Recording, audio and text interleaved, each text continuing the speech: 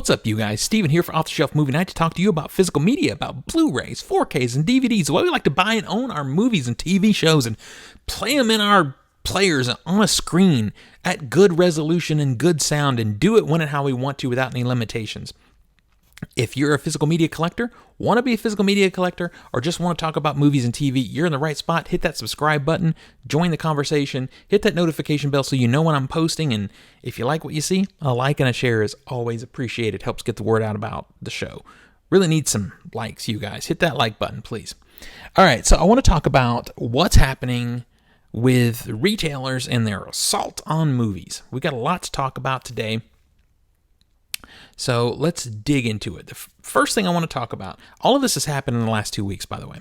First thing I want to talk about is the Best Buy physical media debacle. Now, you've seen this, reported breaking news on other channels. I don't do breaking news. I do commentary. So I'm just going to do some commentary on what happened at Best Buy. So what happened was a few weeks ago, this actually kind of started a few weeks ago, I think. I had talked to you guys about how I needed to spend up my Best Buy reward points because notifications had gone out that they were going away unless you had a Best Buy credit card, which I did not, do not, and will not. So I spent them. Thankfully, I did. I'm really happy I did because little did I know what was coming next. All of a sudden last week, prices skyrocketed on physical media. We're talking $50 for physical media releases. That's a no. Not even for Criterions. That's a big old no. Everyone freaked out in our community because we do still shop at Best Buy for physical media. They keep crushing down the selection and whatever, but we do still try to spend our money there and show our support. But no one's willing to pay that kind of money. No one wants to pay MSRP for movies when we don't have to. So what happened? It finally came out that Best Buy had launched a subscription plan called Total Tech. And what Total Tech does, among other things, is it gives special pricing to its members. So what happened is, if you went into the store as a Total Tech member, you would get the movies at that reduced price that we're used to paying. Which is kind of weird because I could do that without Total Tech. Total Tech has some other things. It has 24/7 Geek support, Geek Squad support. I think that's phone support. It has 2-day shipping and free installation. You've got a 60-day return window on most products, which I would be interested to know how that works for media because they really don't want to take it back once you've opened it. And there's a handful of other things that go with it, and it's $200 a year. It's a big old no to me, and it's a red flag about the company in general, and we'll talk about that in just a second. So anyway, people lost their mind online. The physical media community lost their mind. And the funniest thing was the picture, the screen cap going around of the menu Blu-ray being $6,000. Now, I know that was never an intentional thing, but it's just really representative of what was going on with Best Buy. So, finally, I don't know if they listened or the whole thing was not supposed to go the way it did and it was a technology goof, whatever. The prices have finally come down. Now you can go into Best Buy and buy a movie at the regular price that everybody else is selling it for. Now, what I want to know is why we were targeted. Why were physical media collectors targeted? Because I can find no evidence, and if you guys have seen evidence of this, please let me know because I would be really curious, but I can find no evidence of other things in the store weirdly going up in price. I couldn't find where TVs or refrigerators or stoves and ovens or video games or any of the other things that they carry went up to MSRP as a result of this Total Tech thing. So was it that those price tags, maybe that was supposed to be some kind of like advertisement for how good Total Tech is because you were getting a normally $50 movie for $30 or something? I don't understand. Why were we targeted? If anybody knows, let me know. I mean, there may be a reason out there and it may have been revealed, but I have not found it. But it was really fascinating to see the community rally, go nuts, put the word out, do what we did, and very quickly the prices have come back around. And that is a running thing that you're going to see going forward with the rest of the stories I'm talking about. Now, doing a little research, it is, history repeats itself. And looking at this Total Tech thing got me researching some other companies. And the two that I really thought about the most when I was doing a little digging were Circuit City and Radio Shack. There's construction going on next door. I don't know if you guys can hear that through the mic. Radio Shack did a lot of weird things price-wise, and they tried to re-specialize, and a lot of things happened to them before they finally died. The thing that I think is the most interesting, though, is when you dig way back and you look at Circuit City, though. Circuit City did this thing with physical media called DivX. And what DivX was supposed to do is you could buy the movie for fairly cheap. I mean, maybe it would be $10, something like that. But it was it was basically a rental. You would buy it, and the minute that disc was put into a player, you had 48 hours to watch it. Then, the disc would self-destruct, Mission Impossible style. Or it would deactivate in some way in a DivX player. And then if you wanted it again, you could contact Circuit City and rebuy it, I think maybe at a reduced rate once you own the disc. Not sure. But it's fascinating. They tried to do this with movies. Again, physical media people become the victim. To do DivX, you had to be willing to buy the discs, which were only available at Circuit City, and the player, also only available at Circuit City. Needless to say, it was a big failure. And interestingly enough, Circuit City did try, along with that, some other pricing models, and they eventually died. So the red flag that I'm having right now is this the beginning of the end for Best Buy? I've been wondering how long it was going to take to lose physical media from Best Buy completely. I think it's going to happen at Target before it happens at Best Buy. But now I'm starting to wonder, are we going to lose Best Buy? And do I care? If the physical media goes away, no, I don't. I don't go to Best Buy for anything but movies. So, does anybody else? Do you go specifically to Best Buy for your phone? I don't know. I find myself going to my carrier for my phones because they usually have a deal that's better than what the retailers have. So, I don't know. It's an interesting thought. Do you think this is the beginning of the end for Best Buy? Leave a comment. Let me know what you think. Okay, so the other thing I want to talk about is what happened with Netflix last week. Netflix is the Netflix model as a company is a dead model. It is a very limited model, and they know this. All the other streamers know it too. If your company is based simply on subscriptions and not some reoccurring product that people are paying for, then you are going to run out of subscribers at some point. You're going to hit a threshold, and then your growth will stop. And Best Buy it was like, an open country for them for a long time. There wasn't a real competitor for them. But now there are a lot of competitors. There's Disney Plus and Hulu and Peacock, and kinda, if you're considered competition. But the market, Apple TV Plus, but we're already seeing the market shift. Paramount Plus and Showtime are merging. We're going to see more of this because, again, that subscription model is going to have a threshold. You can't keep growing, but you will have to continue spending money to stay afloat. These companies are all running at a deficit. They're spending more than they're making in order to buy customers. The HBO can afford to do it. Disney can afford to do it because they have other investments that help keep them afloat. And we've already seen Discovery and HBO merge, so they don't have as many. Disney has a lot. Disney has theme parks. They have other things. They've got their fingers in a lot of other pies to help sort of infuse money into Disney Plus. Disney Plus can actually end up being a value add for some of their other products down the line if that's what they want to do. So Netflix is the most vulnerable, though. It's a standalone company. It has nothing else to invent to like support itself. So if they can't continue bringing in new dollars, their stock's gonna collapse, and it'll be a snowball effect.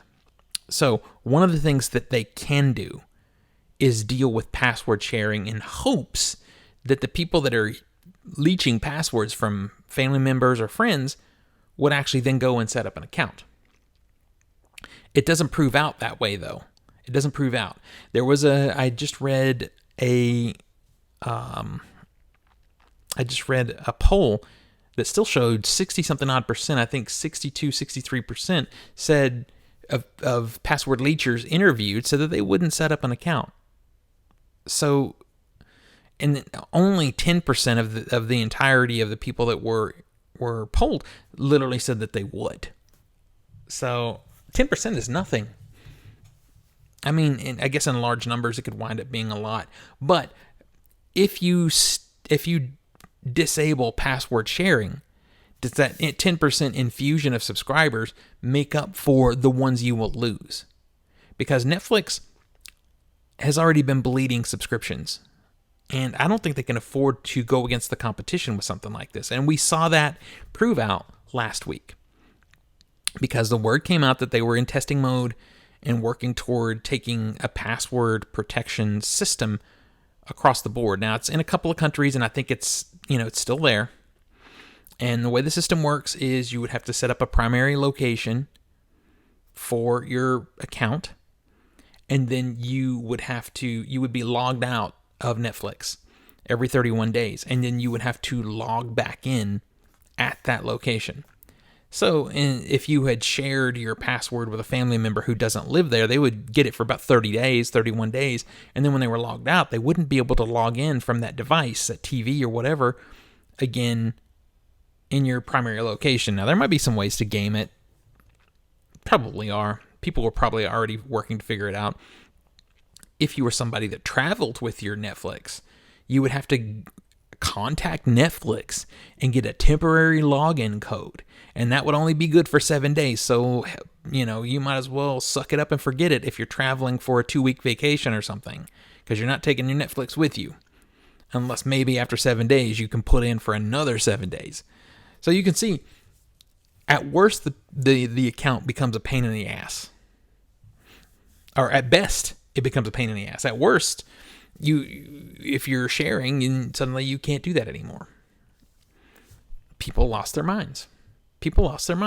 Because a lot of families, as an example, would share their Netflix password with their kids when their kids went off to college. Still a resident of the household, still able to vote from the household, but living on campus for, 3 or 4 months at a time.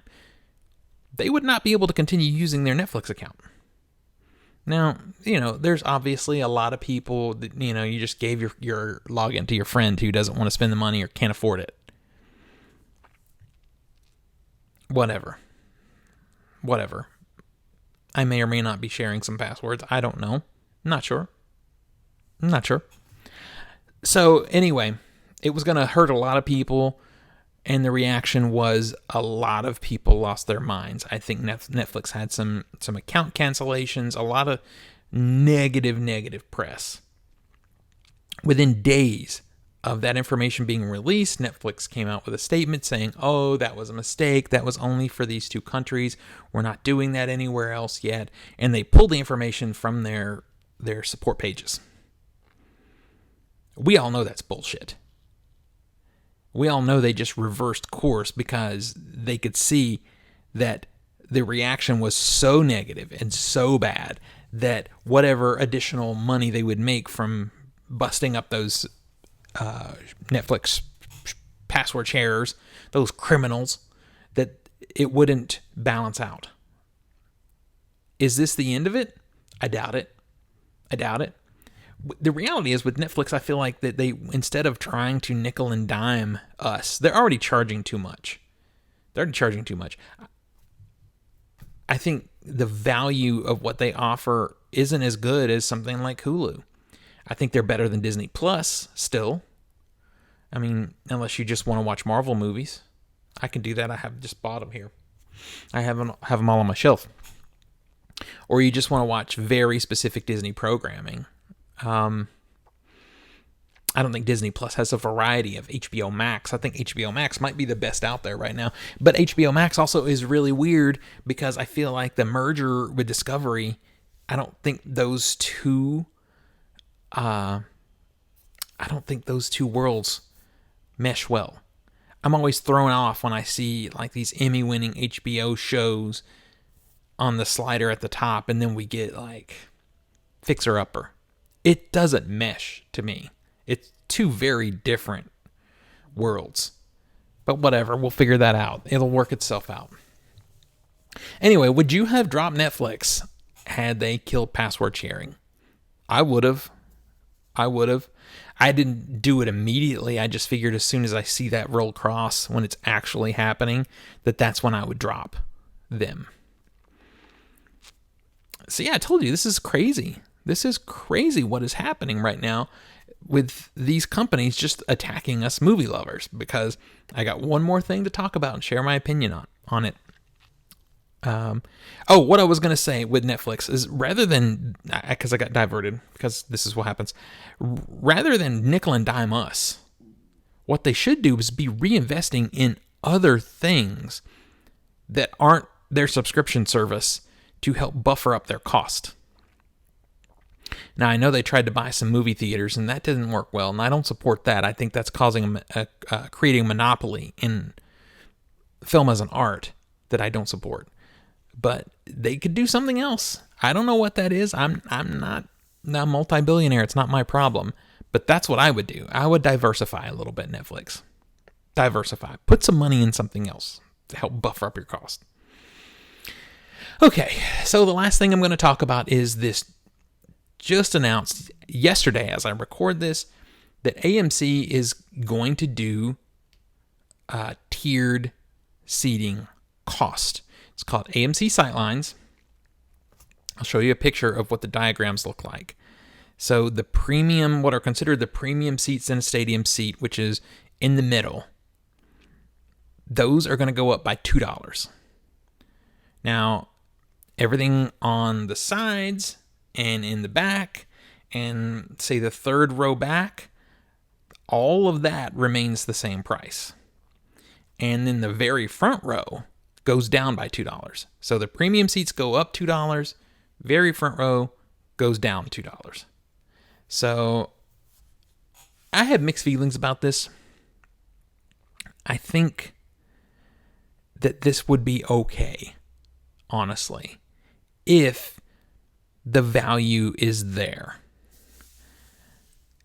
If you're going to do that, though, and you're going to treat this like a concert, then you've got to add some value to the experience. And I know you're already saying it's a movie. Well, how many times have I gone into a theater and seen a dead pixel? Or a dim projector bulb? Or found that the carpet is sticky?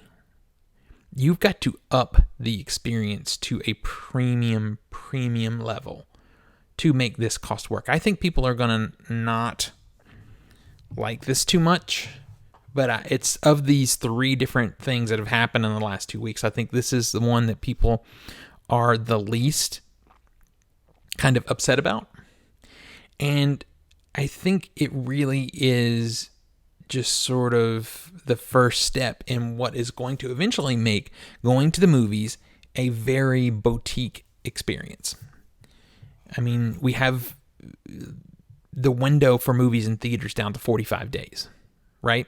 So it's a very short window for you to see a movie in the theater. So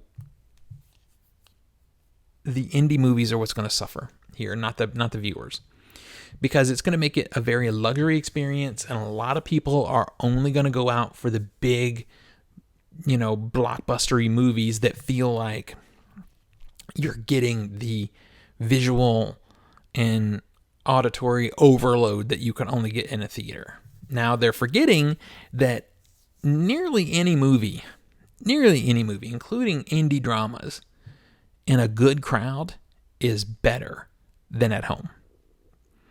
And I know there's some of you guys they're going to say, I haven't gone to a movie in 20 years or blah, blah, blah. Well, the science is there. You can go and look it up. I've done it myself. There are numerous studies about hive mind experience, especially when it comes to something that's really visceral like horror or comedy. You vibe off the other people in the room. The other thing is, love or hate a movie, and I've said this before, if you go to the theater with people or even by yourself, if it's a theater going experience, if you loved that movie or you hated that movie, it is a memory that you will have and can share. Watching stuff on streaming, it just disappears because you're watching crap all the time. You're sitting at home in your pajamas. It was no experience. So if it was something that is in the middle, especially, you are not likely to remember that experience or have and it's a shame because those middle movies, along with the love and hate movies, deserve to be appreciated. They're all art. I even appreciate the movies I hate. As I record this, I saw 2 bad movies back to back in the theater the other day. So at the end of the day, for those that love movies, love going to theaters, the solution is simple. Sign up for the subscription.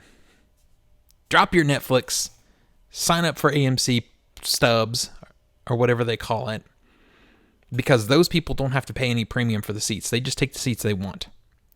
I'm on Regal Unlimited. Regal has not announced anything as far as tiered seating prices, but if it goes well at AMC, then they probably will.